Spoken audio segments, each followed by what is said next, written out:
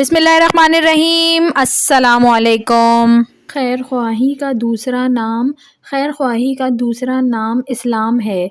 जिस ज़माने में बगदाद मुसलमानों का मरकज़ था, उस वक्त काफिरों ने एक नौजवान को बगदाद में भेजा कि ज़रा मुसलमानों के माहौल माशरे का पता करके आओ, उनके अंदर वो क्या चीज़ है जिसकी वजह से ये पूरी दुनिया में गालिब आते जा रहे हैं। जब वो बगदाद पहुंचा तो उस वक्त वो थका हुआ भी था और उसे भूख भी लगी हुई थी। चुनाचा उसने सोचा कि मैं होटल से खाना खा लेता हूँ। वो होटल से खाना खाने गया। जब वो खाना खा रहा था तो उसने देखा कि एक आदमी उसको बड़े गौर से देख रहा है। वो समझा कि मैं उसके लिए परदेसी और अजनबी हूँ, शायद इसी वजह से मुझे बार बार देखे जा रहा है। जब वो खाना खाने के बाद पैसे अदा करने के लिए काउंटर पर आया तो काउंटर वाले ने कहा, जनाब आपके पैसे अदा हो चुके हैं। उसने पूछा कि मेरे पैसे कैसे अदा हो चुके हैं?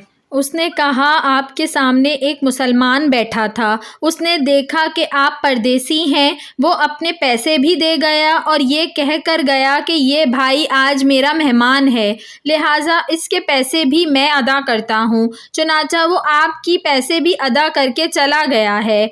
उसको इतनी तमा भी नहीं थी कि वो आपको इत्ला देता, आपकी ज़बान से शुक्रिया का लफ्ज़ सुन लेता। ये सुनकर वो हैरान हुआ कि मुसलमान ऐसे लोग होते हैं। उसके बाद वो आगे बढ़ा। एक दुकान पर उसे कोई चीज़ ख़रीदनी थी। चुनाचा उसने दुकानदार से पूछा कि आपके पास फ़लाँ चीज़ मौजूद है? दुकानदार ने कहा, हाँ मौजूद है। उसने पूछा, इसकी कीमत कितनी है? दुकानदार ने कहा, इतनी।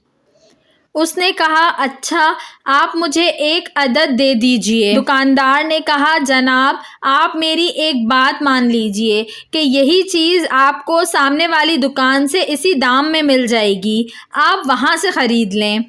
चुनाचा ये वहाँ पहुँचा और उसे वही चीज़ इतने ही दाम में वहाँ से मिल गई, मगर उसके दिल में खलिश पैदा हुई कि पहले दुकानदार ने इनकार क्यों किया। लिहाजा वो लौट कर पहले के पास आया। उसने पूछा, जनाब क्या आपके पास ये चीज़ मौजूद नहीं थी या आप देना नहीं चाहते थे?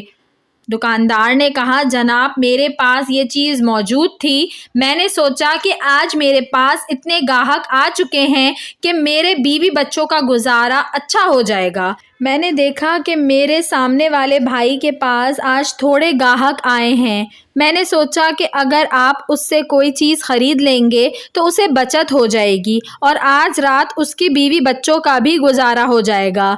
एक वक्त था दुकानदार एक दूसरे के इतने खैर ख्वाह होते थे। इस पैगाम को दूसरों तक पहुंचाइए ताकि अल्लाह किसी की ज़िंदगी को आपके ज़रिए बदल दे। वीडियो पसंद आई हो तो इसको ज़रूर लाइक करिएगा और ऐसी मज़ीद अच्छी वीडियोस देखने के लिए मेरे चैनल उर्दू कहानी घर को सब्सक्राइब कर लीजिए। Thanks for watching. अल्लाह हाफ़िज़।